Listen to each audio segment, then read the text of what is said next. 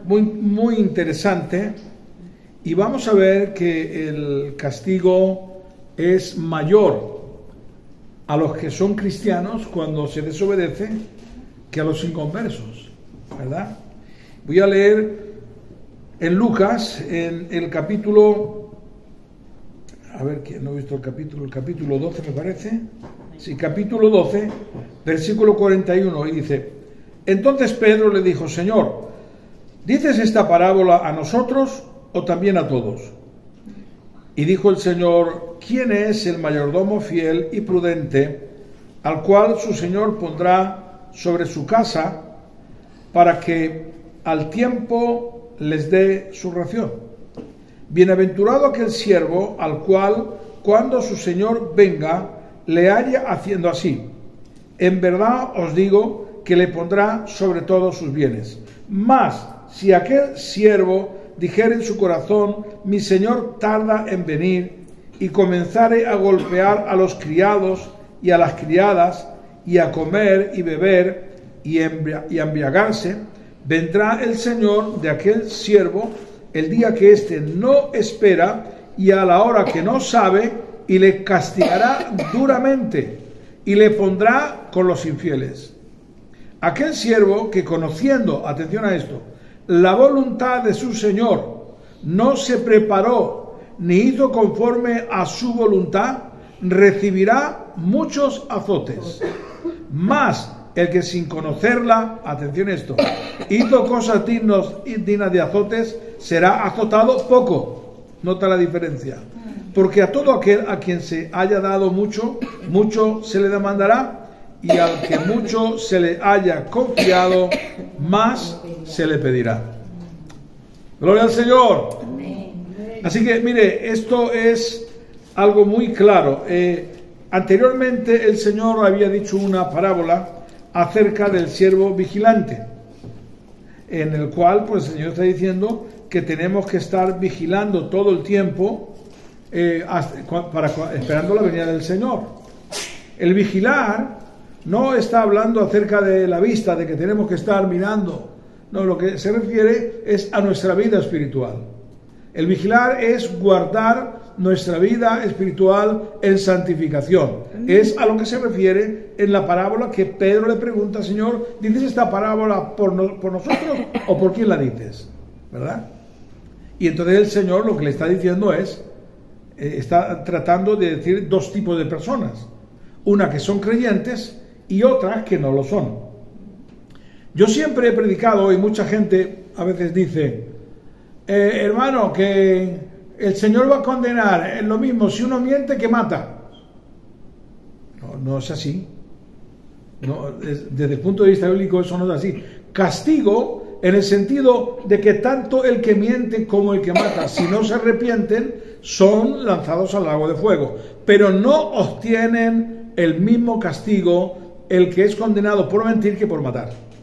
Amén.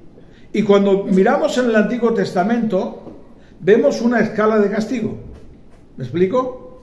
Es decir, cuando alguien mataba a alguien, según como había sido la reyerta, podía ser o apedreado o se tenía que ir a una ciudad que le llamaban la ciudad de refugio, ¿verdad? Tenía que marcharse allí, pero no lo mataban, porque dice, si alguna persona ha matado sin querer, no buscando la muerte del otro, entonces podía marcharse a una ciudad, pero el que mataba porque mataba tenía que pagar ojo por ojo y diente por diente, ¿verdad? El que mentía, pues claro, había castigos, se descubría, pero no era ni apedreamiento ni nada de esto.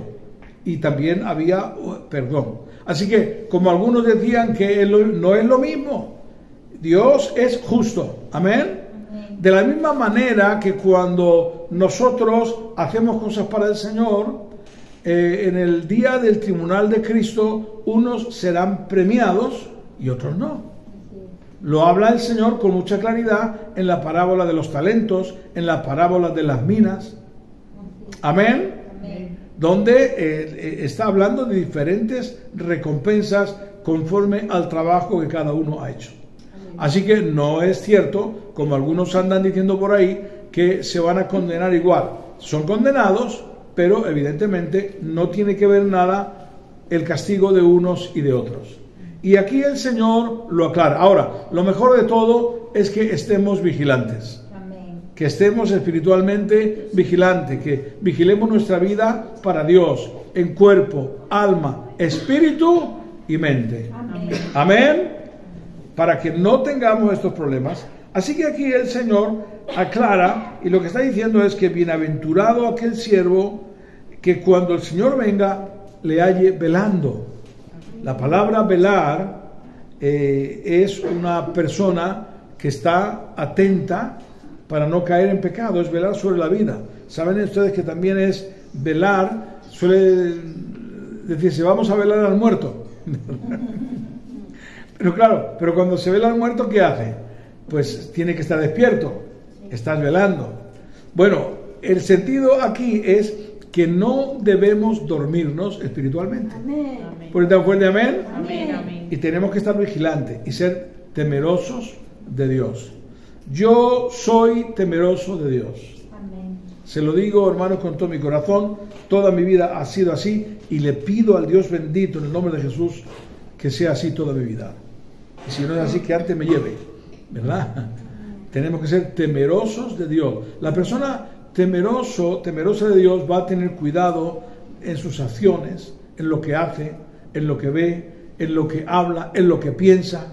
Es decir, es todos los sentidos de nuestra vida, porque el Señor nos demanda esfuerzo, y ahí es donde cada uno debe, bueno, yo me estoy esforzando. Por ejemplo, las personas, para hablarte un poquito de qué es un ejemplo de esforzarse, bueno, pues antes de ser inconversos, pues teníamos un vocabulario que pues era distinto, ¿no? Y yo conozco algunas personas que en el mundo eche usted Romero de cómo en el vocabulario, en lo que dicen, en maldiciones, Padre Santo de la Gloria. Bueno, pues cuando somos de Cristo ya no maldecimos a nadie, sino que ahora bendecimos. Aunque no nos gusten, bendecimos en el nombre de Jesús, porque es un mandato del Señor, es un esfuerzo, ¿verdad? Y así en todas las áreas de nuestra vida. Así que entrando más adelante, a partir del 45 es muy interesante porque está hablando de las personas que se cansan de estar en el Señor. Porque dice, mas si aquel siervo dijere en su corazón, mi Señor tarda en venir, y comenzare a golpear a los criados y a las criadas, y a comer y beber y embriagarse. Es decir, esto es una persona que está en el Señor y se aparta, se cansa de esperar. A ver, sí, todos estamos esperando al Señor, amén. Yo quiero que venga, pero el Señor vendrá no cuando yo quiero, cuando Él quiera. Y yo tengo una vida, así que yo no puedo decir que el Señor tarda mucho, porque nosotros tenemos una vida que va a durar 70, 80, 90, los años que Dios quiera. El Señor puede venir mientras que estamos vivos o cuando ya no estemos aquí, pero el Señor vendrá. Amén. Ahora, lo que está hablando aquí es de personas que se cansan de venir a la iglesia. Y a lo largo de mi ministerio, pues bueno, hemos visto tantas personas que estaban y ya no están, amigo. Y cuando tú miras a ver, y bueno, ¿y por qué? Algunas personas, ¿por qué se han apartado? Algunas, te digo, se han apartado porque Dios no les ha dado lo que le ha pedido. Algunos y algunas tienen a Dios como si fuera mi criado, que cuando yo lo necesito, criado, ven, y que haga lo que yo le digo. No, Dios es el Señor. Amén. Y tenemos que andar en su voluntad. Amén. Y no puedo ser caprichoso, decir, o haces esto o me aparto. No. Y Dios dirá, no, hija mía, pues, yo no, si yo no veo que tengo que darte eso, porque como tú no entiendes, te lo voy a dar y te vas a perder. De todas maneras te vas a perder, porque la persona que si no recibe, me aparto, y ha habido personas que se han apartado del Señor por esto. Ahora, nosotros no nos entregamos al Señor. Sí, yo quiero todos los beneficios de Dios, pero también tengo que tener la capacidad de decir, bueno, Señor, si tú por algún motivo te pido y no me das, lo entenderé después. Y a mí, en mi caso, pues muchas veces que Dios no me ha dado en aquel momento lo que le he pedido, aunque a mí me ha parecido que era urgente, pero Dios sabe todo lo mejor. ¿Por ir tan fuerte? Amén. Amén. Y así, inclusive hasta en el momento hasta el momento trágico de la muerte, porque algún día tenemos que morir. Y claro, y los familiares, lógicamente, cuando hay alguien enfermo, pues todos nos preocupamos, porque queremos a los familiares, queremos a nuestros seres queridos, pero llega un momento que Dios dice, este es el momento, y tenemos que aceptarlo. Cuando lo aceptamos, lo pasamos mejor. Hay otras personas que dicen, no. Ayer fue que fui a orar por un enfermo, por ti mío, en nombre de Cristo. Le pido a Dios que tenga piedad. Y bueno, pues allí había familiares que, bueno, eran medio, o tal vez nada, porque yo les pregunté, ¿vais a la iglesia? Bueno, de vez en cuando. Y yo oré por el hermano, pero había queja en el corazón de la familia. Había queja. Bueno, vamos a ver, no sé qué. E inclusive cuando me puse a orar, bueno, estaban ahí casi, alguna de ellas se ve que no era creyente y ponía mala cara, ¿verdad? Pero bueno, a mí no me preocupó. A mí lo que me preocupó por el hermanito que oré, que se puso a llorar. Está en un término que le dan 2 semanas de vida, pero quien tiene la última palabra es el Señor. Amén. Y entonces se puso a llorar y le miraban y decían, es que es muy bueno, es muy bueno. Y casi me hace llorar a mí allí también, ¿verdad? Así que la queja a veces, ¿no? Y cuando tenemos a Dios en el corazón nos tenemos que preguntar, Señor, ¿es tu voluntad? ¿Es lo que tú quieres? Y yo recuerdo que cuando mi madre estaba enferma, pues estaba muy mal, muy malita. Y el Señor, ella había recibido al Señor antes de morir. Y bueno, pues oraba con ella. Y yo tuve testimonio de que Dios se le manifestó, ¿verdad?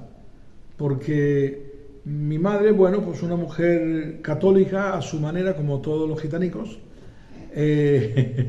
pero creía en Dios. Ella hizo una promesa por mí cuando era pequeño,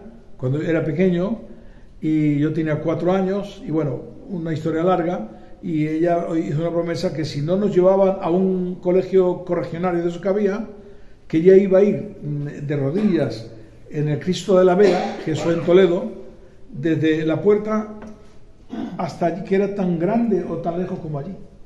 Y el piso, el suelo, era de piedra. El dolor, la pobretica mía, Señor. Y que estaba mal de las rodillas. Y lo cumplió. Así que no sabía leer, no sabía escribir. Y no tiene conocimiento. Y entonces, como yo oraba con ella, y yo sabía que era católica, y pues lo de la Virgen, todo eso, entonces le dije, madre, tú cuando ores, ora solamente a Cristo. Y me quedé de piedra cuando me dice, hijo, me lo han dicho. ¿Quién te lo ha dicho?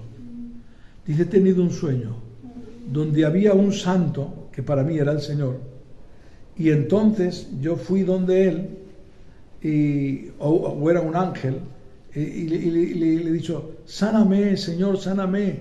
Y entonces él me dijo, tú solamente clama a Dios. Aleluya.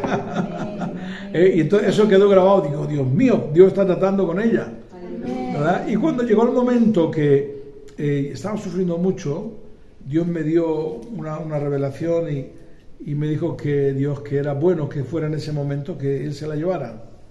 Y entonces dije, Señor, porque mi familia no era creyente todavía, si es así, llévatela en el nombre de Jesús. A la hora siguiente el Señor se la llevó. Aleluya. ¿Verdad? Aceptando el momento que Dios tiene para cada vida. Entonces eso nos da paz. Un fuerte amén. Pero no queremos que nadie se muera, ¿eh? Eso está claro. Termino.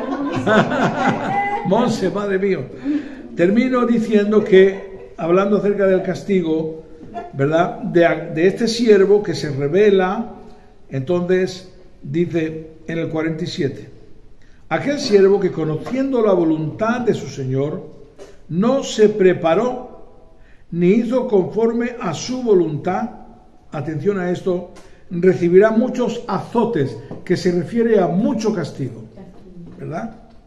Y ahora, el siguiente versículo, mas aquel que sin conocerla hizo cosas dignas de azotes, o sea, los inconversos no conocen, hacen cosas malas, serán azotados poco.